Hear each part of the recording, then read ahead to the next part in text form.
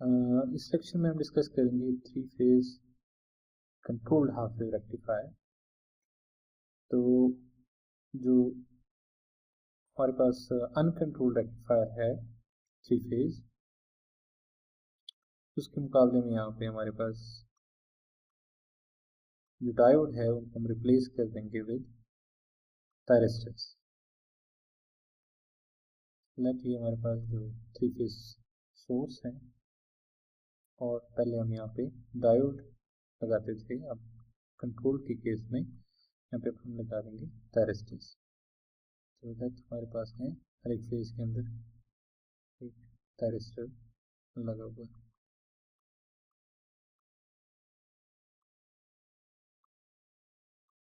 ठीक, तो ये हमारे पास 3 थायरिस्टर हर एक फेज के अंदर लगे हुए हैं और साथ में यहाँ पे हमारे पास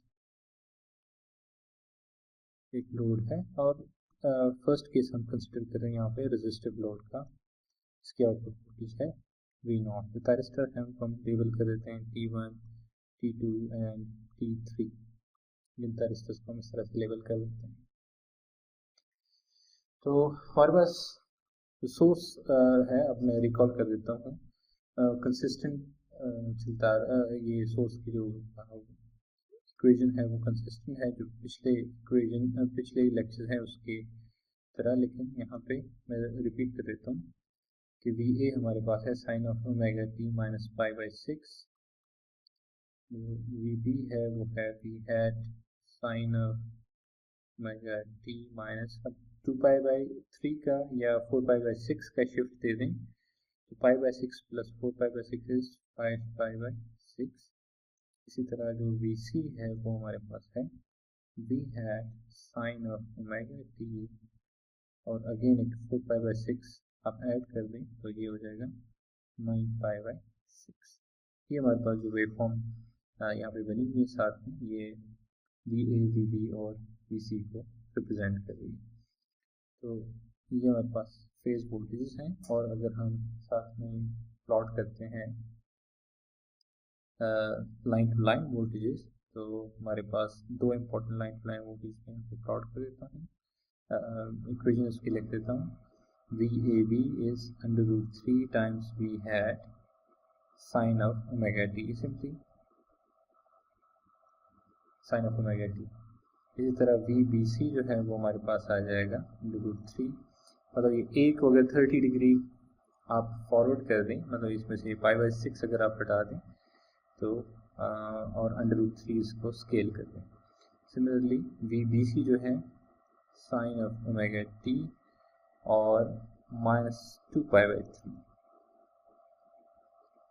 इसमें अगेन पिछले केस की तरह के इसमें पाई बाई 6 जो है उसको उसमें से डिक्रीमेंट कर दें और साथ में दूसरी चीज़ जो करें कि अंडर रूट 3 टाइम्स भी ऐड कर दें। इसी तरह हमारे पास है VCA और ये हमारे पास होगा under root 3 times V hat sine of omega t minus 4 pi over 3। तो ये तीन हमारे पास जो है लाइन टू लाइन वोल्टेजेस हैं, VAB, VBC, VCA, और लेफ्ट साइड पे जो है वो हमारे पास फेज वोल्टेजेस हैं। ओके, अब हम उसकी तरफ आते हैं वेव फॉर्म की तरफ। तो डायोड के केस में हमने ये चीज़ देखी थी कि उसमें जिस फेज के अंदर जिसका ए नोड मैक्सिमम वोल्टेज पे होता था वो हमारे पास वो पर्टिकुलर फेज जो है वो कंडक्ट करता था। लेकिन अब हमारे पास सिचुएशन जो है वो यहाँ पे डिफरेंट है, और वो सिचुएशन इस तरह से है कि अगर कोई एक फेज कंडक्ट कर रहा है, लेट्स से भी जो T3 है लेट्स से वो कंडक्ट कर रहा है, और हम नेक्स्ट थायरिस्टर को कंडक्शन उसका हो सकता है इस पॉइंट के ऊपर, क्योंकि VA जो है वो अभी उसकी वोल्टेज यहाँ से आगे बढ़ गई है, लेकिन हम स्टिल कंट्रोल कर सकते हैं VA की कंडक्शन को डिले कर सकते हैं अगर हम चाहें, क्योंकि अब ये थायरिस्टर है, अब ये डायोड नहीं है। T1 जो है उसकी फायरिंग को हम डिले कर सकते हैं। ये जो पॉइंट मैंने जो रेड डॉट बनाया है ये वो पॉइंट है जहाँ से आगे हम इसको किसी भी टाइम के ऊपर इसको फायर करें T1 को तो वो कंडक्ट करने लग जाएगा, क्योंकि इससे पहले जो कंडक्ट कर रहा है, फॉर एग्जांपल इससे पहले कंडक्ट कर रहा है T3। अब T3 कंडक्ट कर रहा है तो इसका मतलब जब भी T3 कंडक्ट करेगा तो आउटपुट पे V0 हमारे पास उस टाइम पे होगा इक्वल्स टू Vc। मैंने यहाँ पे बना दिया तो ये V0 है। तो अगर आउटपुट पे Vc है इस टाइम तो थायरिस्टर T1 के एनोड पे है Va, तो Vac जो है वो वोल्टेज है जिसे पॉजिटिव होना चाहिए। Vac वो वोल्टेज है जिसे पॉजिटिव होना चाहिए थायरिस्टर को ऑन करने के लिए। तो ये Vac हमारे पास यहाँ पे हमने प्लॉट किया हुआ है।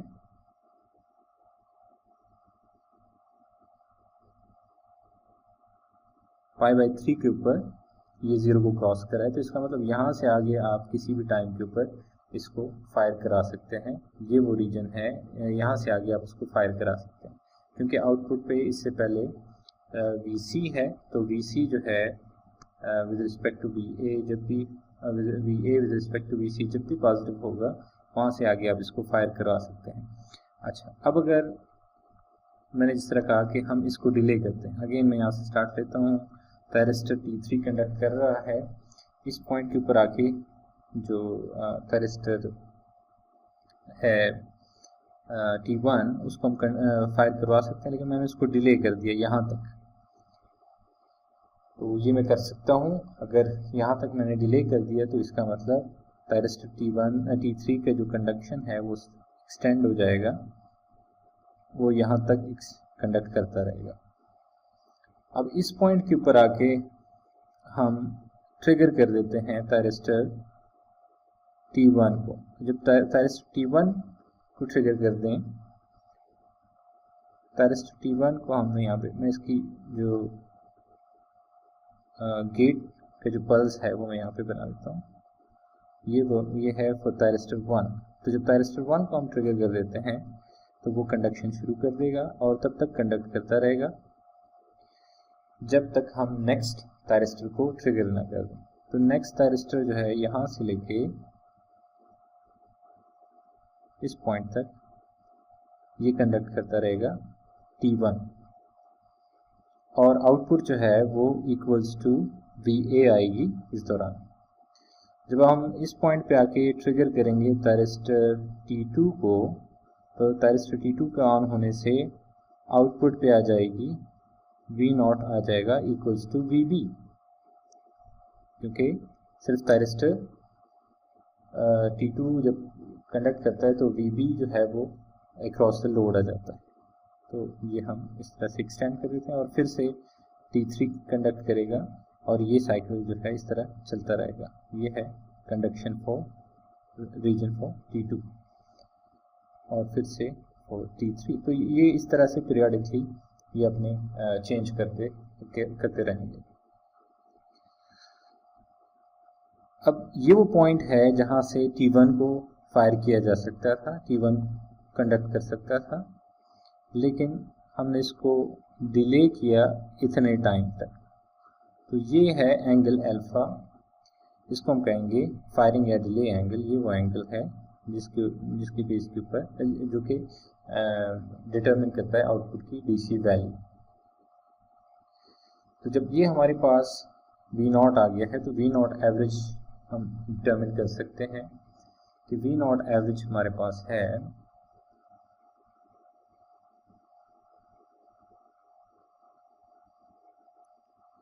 V0 एवरेज हमारे पास है इक्वल्स टू, अब इसका जो पीरियड है अगेन जिस तरह डायोड वाली केस का था, ये है 2π/3, मतलब 2π के अंदर 3 साइकिल जो है वो कंप्लीट हो रहे हैं, तो स्टिल हमारे पास 1/2π/3 हम इसको लिख सकते हैं।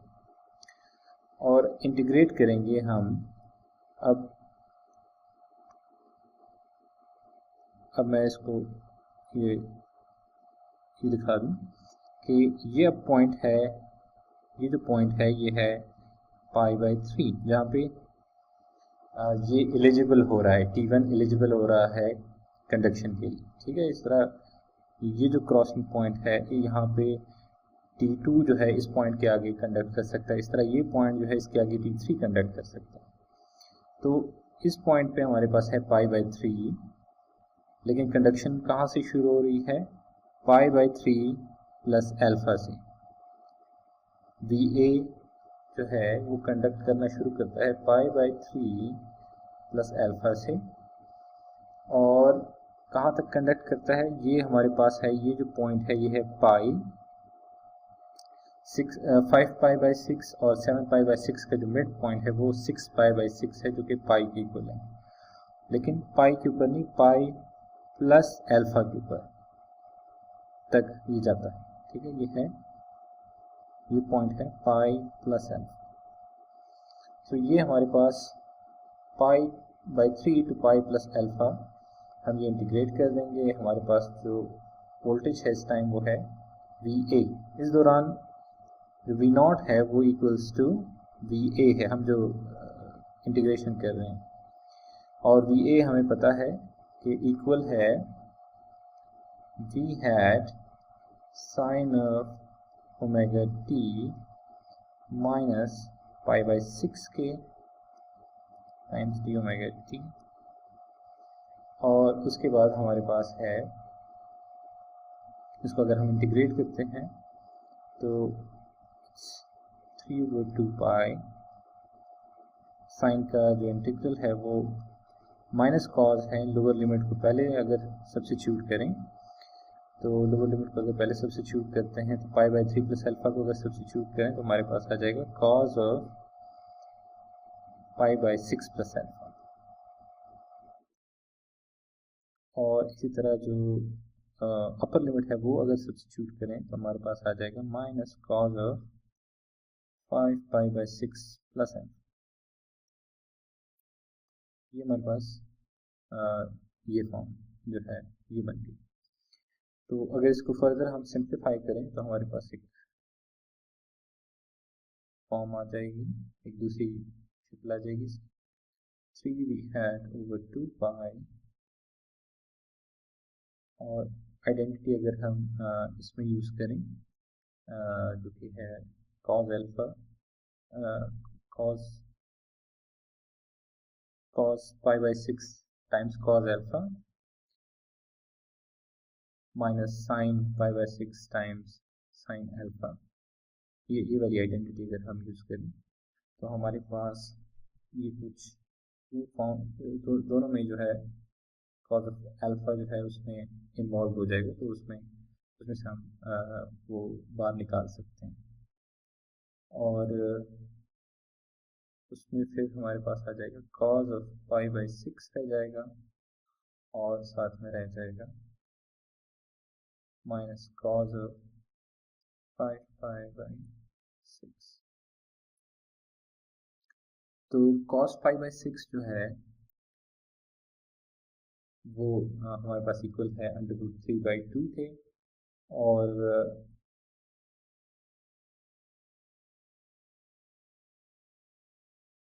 हमारे पास cos π/6 इक्वल है √3/2 के, और दूसरे केस में इक्वल है माइनस √3/2 के, जो कि प्लस हो जाएगा, और हमारे पास जो फाइनल इसका बनेगा रिजल्ट बन जाएगा वो बनेगा,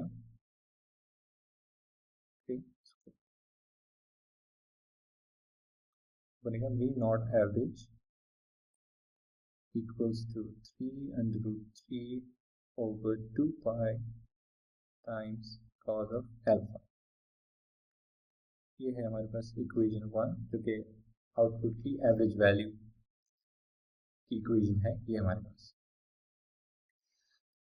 ओके, तो अब अगेन हमें ये बता रहा है कि जो अल्फा है उसको चेंज करके V0 एवरेज जो है उसको हम अप एंड डाउन कर सकते हैं। अल्फा इसमें एक कंट्रोलिंग पैरामीटर है, और इसको एडजस्ट करके हम एडजस्ट कर सकते हैं V0 एवरेज को। अब यहाँ पे हमारे पास एक सिचुएशन है जिसे समझना ज़रूरी है, और वो ये कि ये इक्वेशन 1 जो है ये ट्रू है अगर हमारे पास है अल्फा लेस देन और इक्वल्स टू π/6। अगर ये हमारे पास लेस देन और इक्वल टू π/6 है तो ये जो इक्वेशन है ये फिर ट्रू है। उसकी वजह क्या है, मैं दोबारा से इसको समझा देता हूँ। ऊपर वाली वेव फॉर्म है उसको मॉनिटर करें, आप ऑब्जर्व करें कि इसमें अगर लग से VC जो है वो कंडक्ट कर रहा है और हम पहुंच जाते हैं, ये वो पॉइंट है जहाँ के बाद VA जो है हम फायर कर सकते हैं, और ये पॉइंट है ये एक्चुअली है 2π/6 पॉइंट। 2π/6 से 3π/6 का जो सफ़र है ये है π/6। अब ये हमारे पास π/6 अगर फायरिंग एंगल है, इस पॉइंट के ऊपर आके अगर हम फायर करते हैं नेक्स्ट थायरिस्टर को, तो मीन्स हमारे पास ये जो शेप बनेगी ये कुछ ऐसी होगी कि जस्ट P0 0 को टच करेगा और ये कुछ यूँ होगा। ये हमारे पास है P0 की शेप अगर हमारे पास अल्फा है π/6। तो ये हम कह सकते हैं कि जब भी हमारे पास अल्फा लेस देन और इक्वल्स टू π/6 है तो इसका मतलब हम ये वाली इक्वेशन जो है इक्वेशन 1 इसको यूज़ कर सकते हैं। लेकिन यहाँ से आगे इशू क्या है, यहाँ से आगे इशू ये है कि ये वाला जो पॉइंट है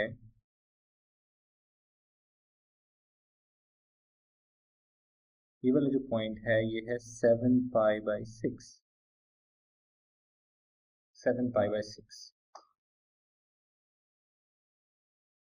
तो अगर हम अल्फा को यहाँ से आगे बढ़ाते हैं, क्योंकि हमारे पास है एक रेजिस्टिव लोड, तो रेजिस्टिव लोड की वजह से हमें जो यहाँ पे इशू आएगा वो ये कि एक डिसकंटिन्यूटी आ जाएगी।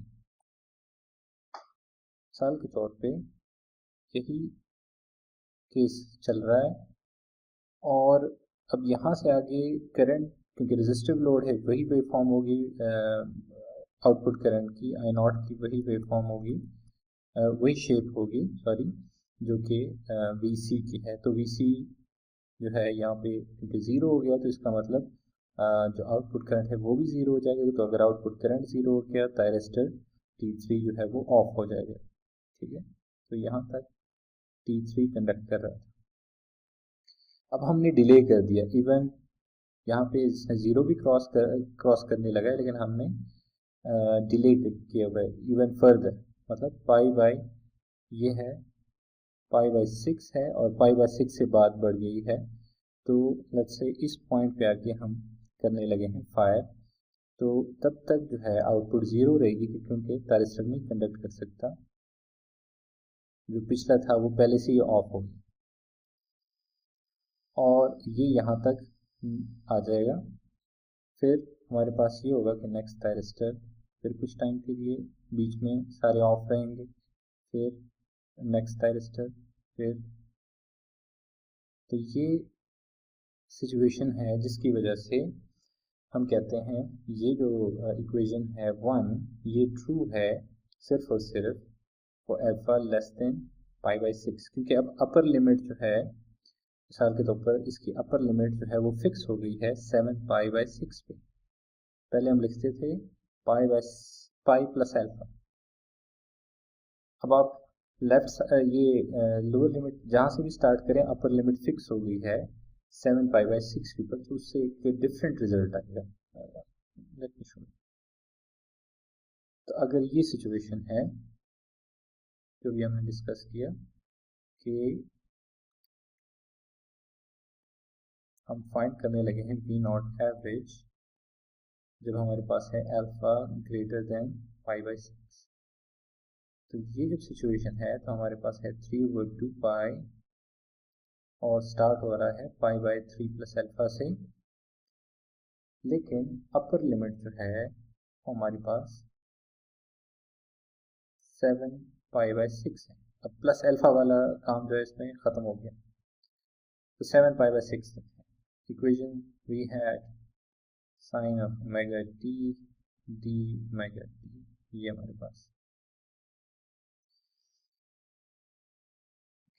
तो वी नॉट एवरेज अब हम अगर इस केस में देखें तो हमारे पास है 3 V hat over 2 pi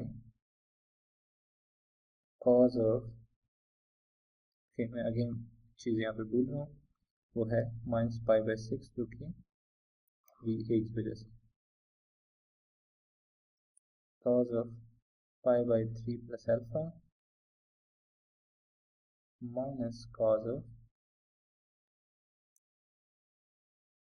6 pi by 6 minus cos of, अगर 7 पाई बाय 6 इसमें सब्स्टिट्यूट कर दें तो 7 पाई बाय 6 हमें दे देगा कॉज ऑफ पाई। तो अगेन हमारे पास है 3 V hat over 2 pi into cos of pi by 6 plus alpha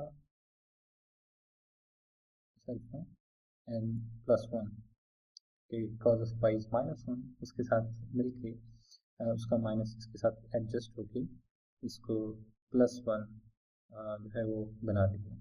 ठीक है, फर्दर आप इसको सिंप्लीफाई करना चाहते हैं तो कर सकते हैं, लेकिन जस्ट मकसद ये था कि आपको ये पता चले कि जो रेजिस्टिव लोड के केस में ये जो बाउंड्री है हमारे पास, ये बाउंड्री है पाई बाय 6 जो है, पाई बाय 6 से अगर अल्फा कम है तो एक इक्वेशन बनती है, क्योंकि वेवफॉर्म का एक पैटर्न बनता है और उसके बाद जो है एक डिफरेंट पैटर्न बनता है। तो आप इसको फर्दर सिंप्लीफाई करना चाहते हैं तो कर सकते हैं, cos pi by 6 cos alpha minus sine pi by 6 times sine alpha. तो इसे कोई सिंप्लीफिकेशन की ऐसी कोई ज़रूरत नहीं है, सिर्फ मकसद ये है कि आपको समझ आ जाए कि फ़र्क क्या पड़ता है। ठीक, तो ये जो है बाउंड्री है हमारे पास, पाई बाई 6 जो है बाउंड्री है, और पाई बाई 6 के बाद जो है शेप आपको एकदम से चेंज होना शुरू हो जाती है, जिस तरह कि आप इसके अंदर ऑब्जर्व कर सकते हैं वेवफॉर्म के अंदर। अच्छा, अब इसमें एक चीज़ यहाँ पे ऐड करते हैं कि वोल्टेज अक्रॉस द डायोड जो है वो हम कैसे प्लॉट कर सकते हैं। तो इस पर्टिकुलर केस में डिस्कस कर लेते हैं कि अगर हमारे पास ये सिचुएशन है, वोल्टेज अक्रॉस द डायोड वो कैसे बनेगी। तो नॉर्मली हम यूज़ करते हैं ये जो लाइन टू लाइन वोल्टेज है, इसको यूटिलाइज करते हैं। तो VAC जो है यहाँ पे वो इस पॉइंट के आगे पाई बाई 3 के आगे वो पॉजिटिव होना शुरू हो जाता है। अब VAC इसलिए मैं हाईलाइट कर रहा हूँ क्योंकि इस पाई बाई 3 से पहले V not equals to VC है, और ए नोड जो है थायरिस्टर 1 का, क्योंकि मैं प्लॉट करना चाह रहा हूँ वोल्टेज अक्रॉस थायरिस्टर 1, यहाँ पे VT1 मैं इसमें इंटरेस्टेड हूँ। तो वोल्टेज अक्रॉस थायरिस्टर 1 अगर हमारे पास आउटपुट है V नॉट है VC और उसका ए नोड ऑब्वियसली VA पे है, तो VAC होगा वोल्टेज अक्रॉस थायरिस्टर 1 जब हमारे पास आउटपुट पे VC है। तो ये जो रीजन है जहाँ पे थायरिस्टर T3 ऑन है, इस सब रीजन में वोल्टेज अक्रॉस थायरिस्टर 1 होगा, वो इक्वल होगा VAC के। तो ये VAC हमने पहले से यहाँ पे डॉटेड लाइन जो है ड्रॉ की हुई है, और ये हमारे पास आती रहेगी वोल्टेज अक्रॉस थायरिस्टर 1 के क्रॉस, और इस पॉइंट के आगे स्टिल हमारे पास VC जो है वो आउटपुट पे है, मतलब थायरिस्टर T3 ऑन है, आउटपुट पे स्टिल VC है। तो जब तक आउटपुट पे VC है, वोल्टेज अक्रॉस थायरिस्टर 1 जो है वो VAC ही होगा। तो मैं इसको थोड़ा सा टेबुलेट कर देता हूँ ताकि ये चीज़ आसान हो कि VD1 जो है VT1 वोल्टेज क्रॉस थायरिस्टर 1 वो हमारे पास 0 होगा जब T1 ऑन है, वो इक्वल होगा VAC के जब BB वगैरह T3 ऑन है, और वो हमारे पास होगा VAB के जब T2 ऑन है। तो अब इस टाइम पे जो हम डिस्कस कर रहे हैं तो T3 ऑन है, लेकिन T3 ऑन है इस पॉइंट तक, तो स्टिल हमारे पास कुछ पॉजिटिव, कुछ टाइम की पॉजिटिव भी होगा। फिर जब हम फायर कर देंगे T1 को, इस पॉइंट के ऊपर T1 को फायर कर देंगे तो हमारे पास वोल्टेज अक्रॉस थायरिस्टर 1 0 हो जाएगा क्योंकि अब वो कंडक्ट कर रहा है, और पाई से थोड़ा सा आगे पाई प्लस अल्फा तक वो 0 रहेगा। रीजन इज कि हमारे पास थायरिस्टर 1 कंडक्शन मोड में। अब कंडक्शन मोड में पाई से थोड़ा सा वो आगे चला गया है और इस पॉइंट के ऊपर फायर हो रहा है हमारे पास थायरिस्टर 2। तो जब थायरिस्टर 2 ऑन हो जाता है, हमें पता है आउटपुट पे वोल्टेज अक्रॉस थायरिस्टर जो है वो VAB आना है, ये VAB है आना शुरू हो जाएगा, और ये तब तक VAB ही रहेगा। तो पहले हम यहाँ पे स्विचिंग करते थे, लेकिन अब यहाँ तक रहेगा क्योंकि थोड़ा सा आगे जाके हमारे पास जो नेक्स्ट थायरिस्टर है वो ऑन हो जाता है और वो है हमारे पास T3। तो जब T3 ऑन होगा तो अगेन हम जंप कर जाएंगे VAC की तरफ, तो VAC फिर से चलता रहेगा और फिर ये पैटर्न जो है रिपीट होगा। तो ये हमारे पास है वोल्टेज अक्रॉस थायरिस्टर 1 की वेव फॉर्म।